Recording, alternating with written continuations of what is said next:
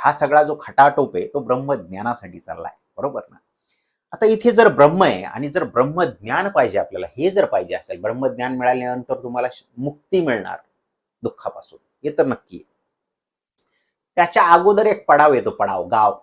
या गावी जर जायचं तर त्याच्या अगोदरच्या गावी तुम्हाला जावंच लागणार आहे.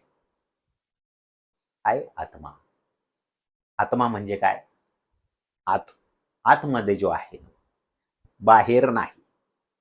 म्हणजे हे भौतिक जगाकडे लक्ष देण्याऐवजी आत बघण्याचा प्रयत्न करा. ज्या दिवशी तुम्ही आत बघण्याचा प्रयत्न करणार आणि त्याचं ऐकण्याचा, मागच्याच आपण कर्तव्यामध्ये बघितलं, त्याचं जर ऐकलं तर सगळं सुखी होणार आहे बघा. नंतर रिग्रेट होणार नाही, आपल्याला पश्चाताप येणार नाही कुठल्या गोष्टीचा.